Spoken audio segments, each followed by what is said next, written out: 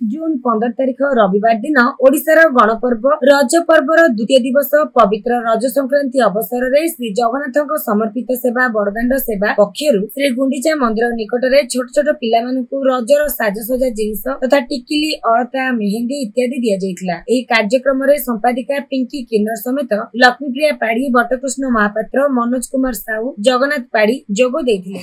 जय जगन्नाथ। आज पवित्र रज संक्रांति समस्त शुभकामना।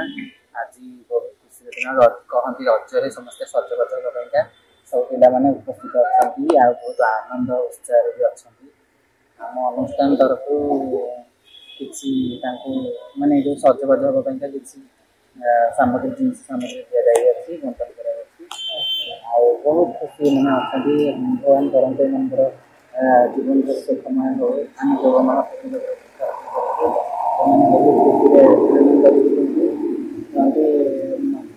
नारी सशक्तिकरण स्ट्रंग करने आम अच्छु आगे भी जिते जो जगह भी असुविधा आम अनुष्ठान अच्छी सब विपद समय आम अनुष्ठान।